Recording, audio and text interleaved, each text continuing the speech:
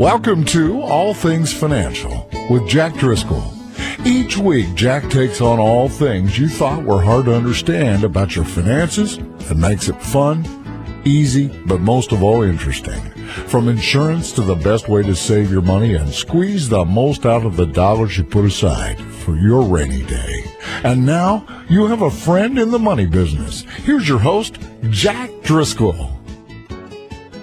Welcome back again, everyone, to another edition of All Things Financial. Today we have a continuation in a series where I, in retirement planning for my clients, am running into, in almost every case now, a discussion or potential discussion that we need to have on retirement planning.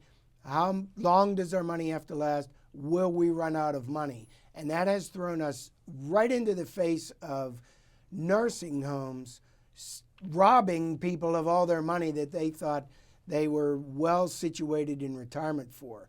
So I have a guest on today again, Colin Morgan with Julian Gray Associates, a legal firm that's an elder law attorney. Thank you so much for coming in. Well, thanks for having me. What I'd like to do is pick up where we left off last time and really drill down a little bit on, okay, we need to come in for a consultation. We need to talk about this Medicaid planning and what it even is again, and the difference between Medicare. But what do we do? What do you need to teach us to start changing? Certainly, and I would say, as we started with last time, let's separate into pre-plans, and let's then talk about crisis planning. Okay. Pre-plans are pretty easy. Pre-plans are, right after they have the conversation with you saying, how are we looking from a financial health perspective to retire? And if things start to look good and we're looking toward retiring, then possibly now's the time to start talking to an elder care attorney. Okay. At that point, I can employ, long-term style planning techniques like protective trusts, working with titling assets, making sure beneficiary designations are properly set up. Okay. And then we can part ways as friends and check in once a year, with the client, and all's going well. That's the easiest and best outcome for clients. I love those cases. Now, what about trusts, though? What you're saying trusts, what does that mean? What type of assets are we dealing with? Sure. So a trust, to go foundational from a definition perspective, is basically a legal document that can own property. Okay. And any property owned by that trust is subject to the rules of the trust. Okay. So, the old style revocable living trusts that a lot of people who are employing this legal document have, basically the function of that trust is to say who gets what when I pass away. Okay. And that's it. And sometimes there are bells and whistles attached to that. The trusts that we design are different. These trusts are going to go to work for a person while they're still around. We draft these trusts to be in compliance with medical assistance's rules, so anything you put into the trust is eventually going to be shielded from any exposure to medical assistance. Oh, I see. So they're doing it when they're coming in early. This pre-planning is, what do we need to do to protect our assets if we need to go into a nursing home? Right. Does that also mean, and we want to get on Medicaid Yes. to pay for that nursing home? Absolutely. So Medicaid, or medical assistance, is a benefits program that covers long-term skilled nursing. I see. Sounds great. We've all been paying into it our entire lives. Okay. The issue is, Didn't know that. yeah, the issue is that it's a means-tested benefits program, and it has a very low asset threshold. Okay. So in other words, in order for me to get onto Medicaid, I have to basically have less than $3,000 worth of resources in my name. Yikes. And so that doesn't leave a lot for retirement, Yeah. right, for other individuals. So what a lot of folks who are proactive thinkers are doing are coming to us, and we're taking resources that we don't want to have to spend down at a skilled nursing facility. That's the primary method that at least the state and the nursing homes will tell you to qualify for medical assistance is. We take those resources and we place them into a protective trust, and we say see. family can use these, but nobody else can. I see. No skilled nursing facility, the state can't require them to use it, it's protected. Now there's a bit of a waiting period. Currently right now we have to wait 5 years after we fund one of these trusts. So you're going to hear me say this so often in any of these presentations, come in as early as possible. Right. You know, if we know if you're coming in and you're healthy, we don't have a diagnosis, you know, there's no care need, that is the best time to look at these plans.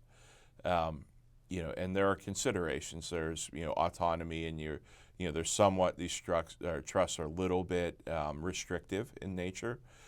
So, you know, it's about getting the timing right, but at least having the conversation when you're not worried about long-term care, you know, that's the best type of outcome.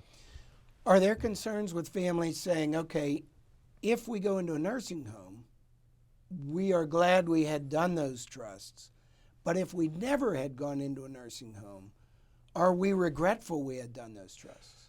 So, and that's a great question. And the answer to that is you get all of the advantages of using a revocable living trust, you know, with our style trust as well. So we get that great probate avoidance aspect of the trust. We can protect beneficiaries from things like divorces and liability and their own, you know, long-term care planning as well as disability planning. So we can do all that type of stuff. And there's also tax-friendly nature of our trust. Our trust is still capital gains friendly. Oh. In some instances, we can also deploy these trusts to plan for Pennsylvania inheritance tax. Much more restrictive trust, but at least it's in the conversation. Okay. So, you know, we would be drafting a bad product if it was just a one-trick pony, if all it did was Medicaid planning. Okay. We draft our trust to have, you know, layers and layers of savings and advantages as time goes on. So can people get access to their funds, or are they trapped in this trust? Is it a revocable or irrevocable trust? So it's an irrevocable trust. Okay. And I'm going to sound like a complete lawyer right now. It's an irrevocable trust, but there's still ways to revoke and amend the trust. Oh. So right now, Pennsylvania is a state that adopts a law. It's called the Uniform Trust Code. And the Uniform Trust Code states that you can alter irrevocable trusts as long as everybody signs off on it. Okay. So the grantor, so mom and dad, and then the beneficiaries all have to sign off on the change. I will tell you that I don't do this often. You know, I've been doing this for around 10 years. I've probably done less than 15 trust amendments for irrevocable trusts in that time period. Okay. The reason being is you need to take the time during the planning process to get the trust right off the bat. And if you do that, all's well. No big deal. Now, with respect to getting resources out of the trust, let's talk about that for a second. Our Medicaid trusts are income-only trusts. Okay. So the types of resources that you generally manage, we're going to be producing income, we're going to grow, we're going to have dividends in some cases. All that comes out, no lifestyle change whatsoever. Even things like annuities that can, in some instances, be designed to give off income. Again, no lifestyle change. Where the lifestyle change does happen would be if we have a big pile of cash sitting in one of these trusts. Okay. So if we're keeping this as a rainy day fund where we can draw on principal, we have to take a couple extra steps to get that type of money back out of the trust. Okay. It's very doable. Okay. It's called a step transaction. Just transfer it to one of the beneficiaries and they give it back to you. Okay. No taxes, no penalties, no issues. It's very easily done. And in the world of online banking, it's almost instantaneous at this point. So it's still, you know, it's irrevocable unless it isn't, and then it's income only unless it's not. So total lawyer. Yeah. Got it. Now, when the assets are in the trust, are people able to still have them managed with the different vehicles, whether it's stocks and bonds or annuities or whatever they had the money in, bank CDs or whatever they chose? Sure. Are they still able to keep that flexibility of the management, or does someone take over the management?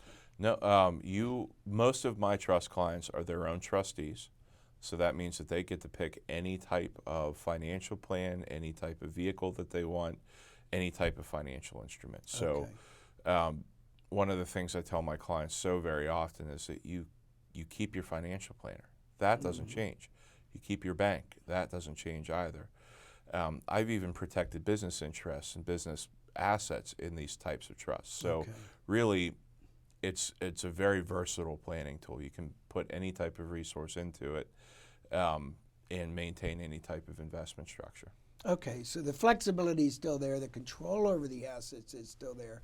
the access to withdrawal of the assets is possible, you're saying, under a number of different scenarios, either revoking the trust or just getting it Utilizing out the and transaction. gifting it back, or however you said that. So there are opportunities Sure. there, right? Absolutely. Okay. Yeah, we always try to keep that escape hatch in our plans because we would never want to, put a client on rails and say, this is where you are now. That's not a well-designed that's a hard plan. thing, Yeah. especially if they're planning early. Oh, sure. Yeah. What about IRAs, qualified plans, 401ks, 403bs? What happens? So those are a little bit more complicated.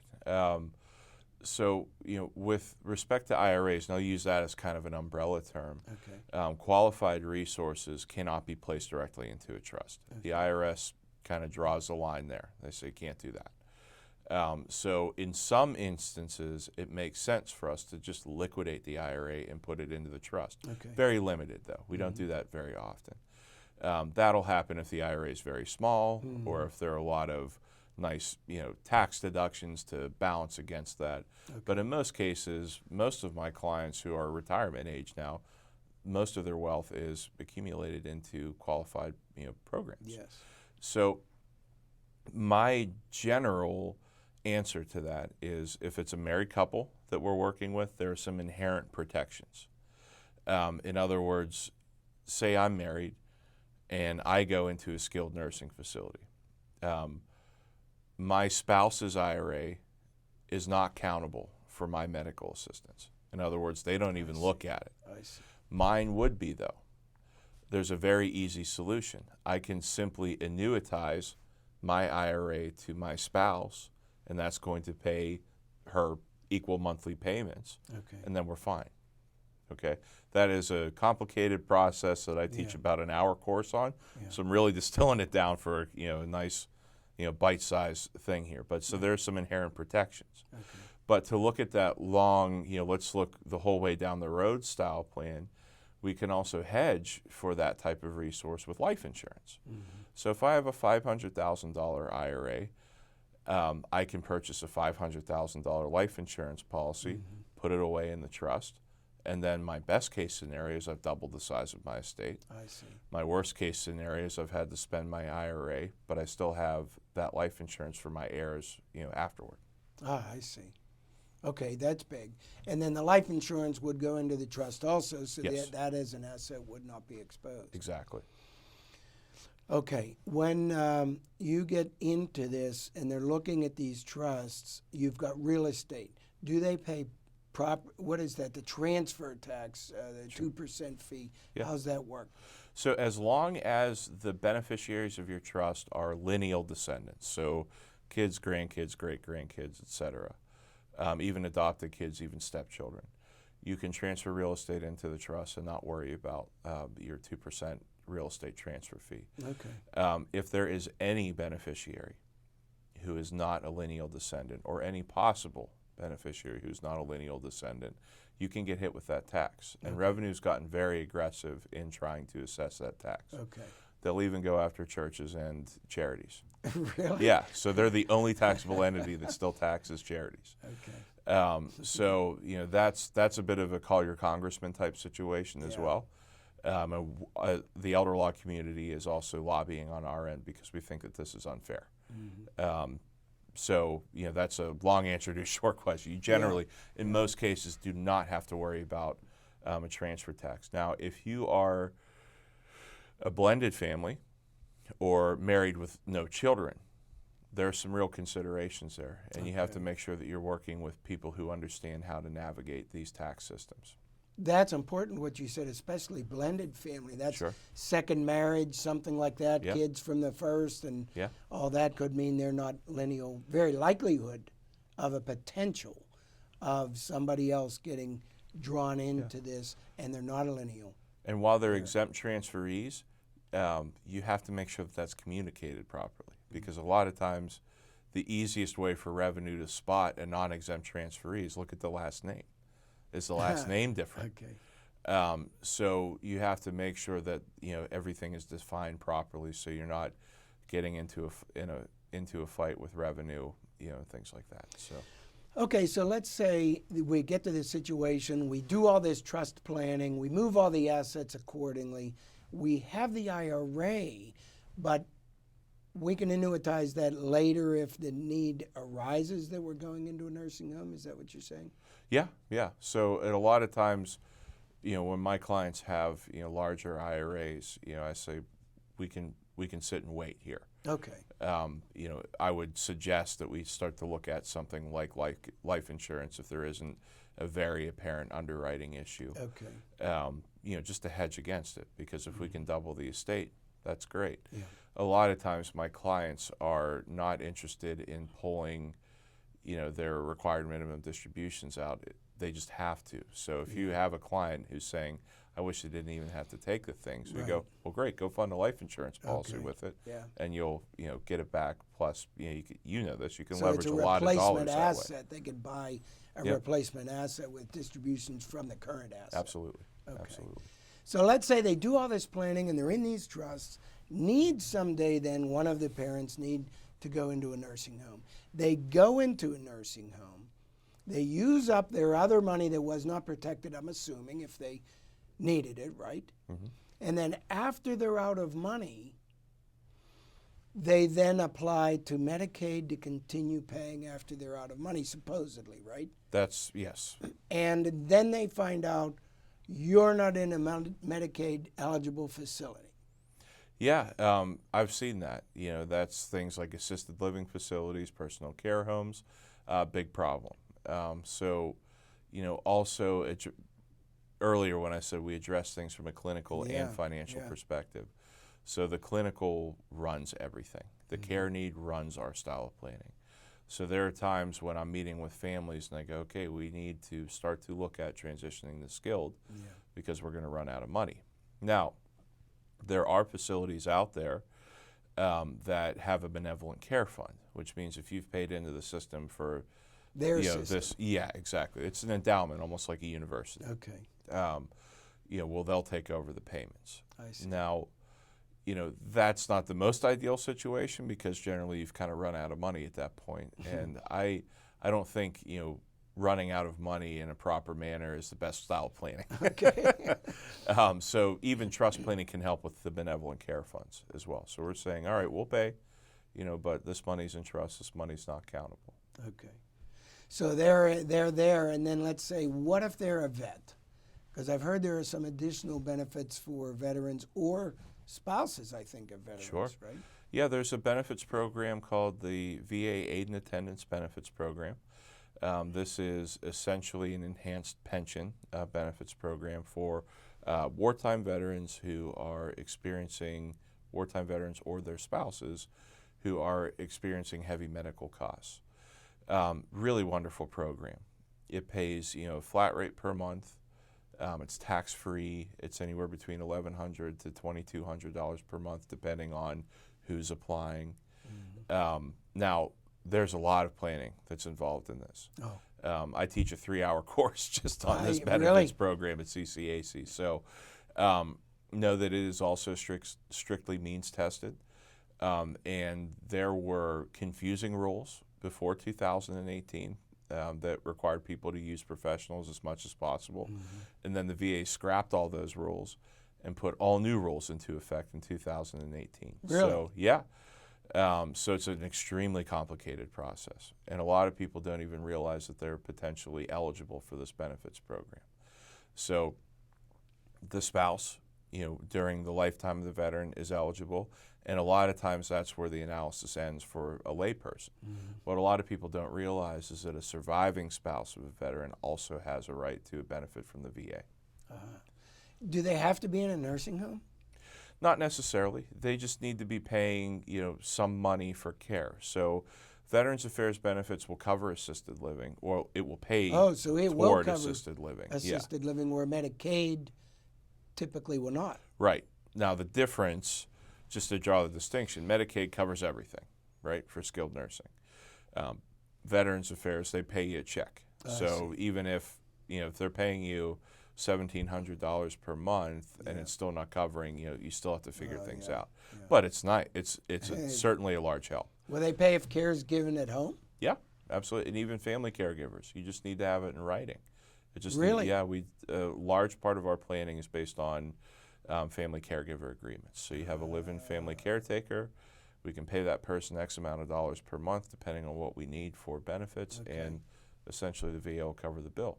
I see that to be particularly helpful for live-in caretaker children who have left their careers to be a caretaker. Yeah. And it's a couple different reasons. One, the obvious one, is that they're either drawing on their principal of their own assets to cover their lifestyle, or they're just going without, which is tough. So getting some type of income coming in is a good thing. But also what they're not doing, and this will probably get your attention, they're not paying in the Social Security.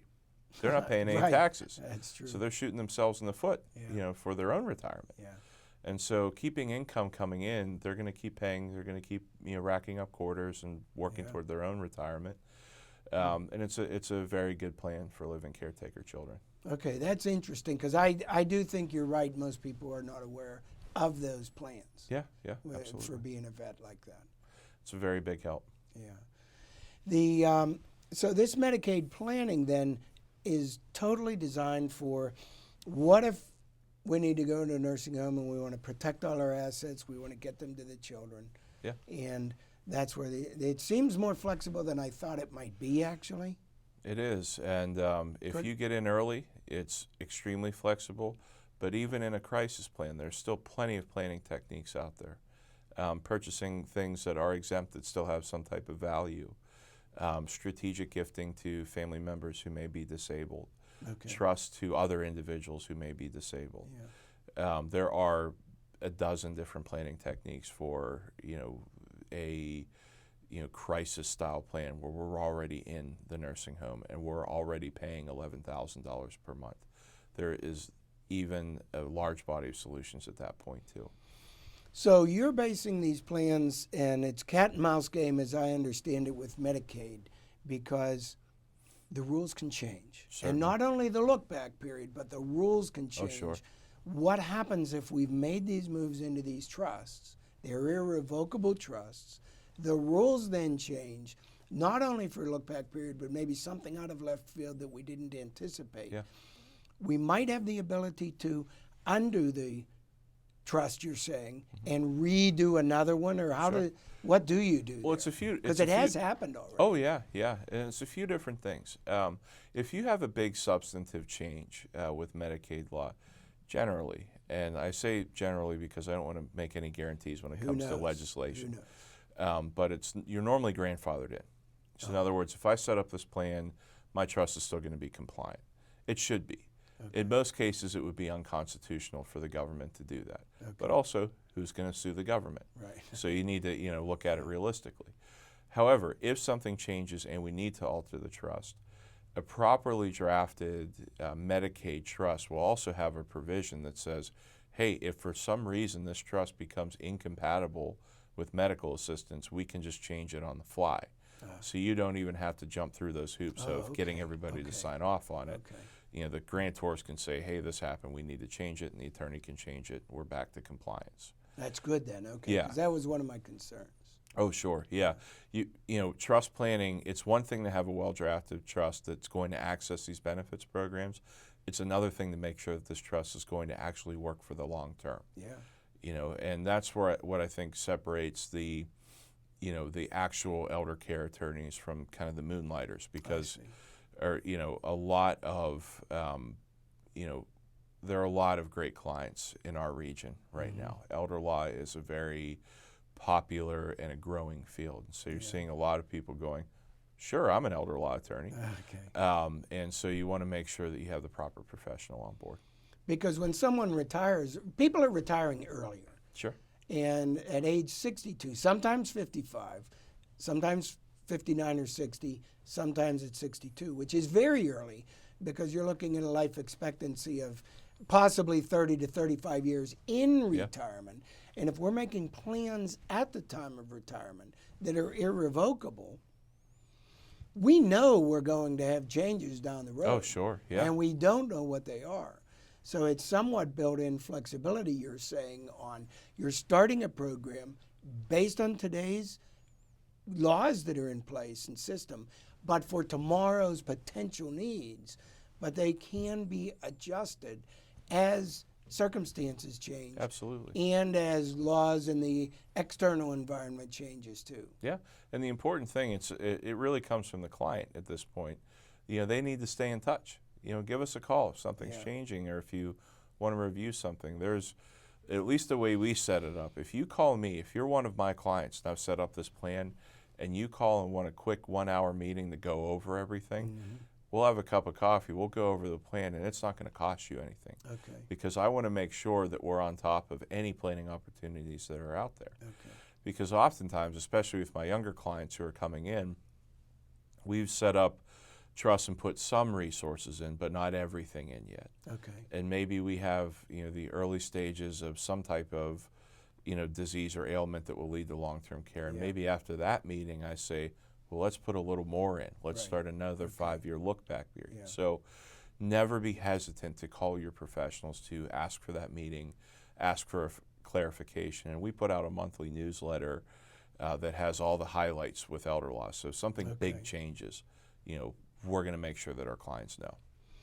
So here's what I'm seeing. I mean, for everybody listening and watching, I over 40 years have been dealing with clients, and I've seen a lot of changes. And the biggest one that I'm now seeing over the past 10 to 15 years, I talked about it 30 years ago. People, you might need to go into a nursing home. Nobody believed me. I didn't even believe it for the most part, that most of the people I talked to really might need that. It was just something I had to discuss. I will tell you now, the biggest problem, obstacle, risk that I see in retirement planning, when you're going to all these seminars and you're asking people at age 55, can we afford to retire? This is not being discussed in many of those circumstances. It's just not being talked about. And what I'm seeing is it's my biggest problem to solve for when I have a retirement discussion. Most of you listening and talking have either parents of this age or you're of this age. This age means 55 to 75. You are in the zone where this becomes a relevant discussion. If you're not in that age, then you have parents in that age that if one of them needs nursing home care and they don't have the resources, and you don't have the resources, you might quit work. It just devastates all of our other planning and wipes the whole plan out because we missed one thing. We missed one discussion, one topic, the one we didn't want to talk about, we thought was a will.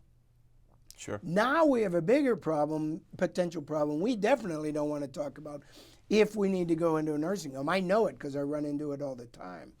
But the problem here is it's going to happen to many of you listening and watching. We don't know which ones. And if it happens, you're here to say the financial consequences of it, the devastation, didn't necessarily have to happen. That was because you avoided dealing with the issue early. Am I right about that? Spot on. The good news about this is that this is a solvable problem. A little bit of time and an investment will take care of the whole thing. Okay. Again, how do they get in touch with you? And people, you've got to get this going. It has to become a part of your financial plan and your retirement plan, whether you want to or not. So yeah, the best way to get in touch with us is to go to our website, grayelderlaw.com. Has all of our information, has all the attorney bios, it has newsletters, it even has our podcast.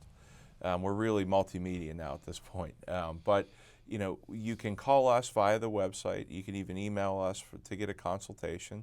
The consultation is no obligation. So if you don't hire us, no problem. It doesn't cost you anything. Our goal is education. Our goal is accessibility and availability. So give us a call. We're right on Green Tree Road, and we'd be happy to meet with you.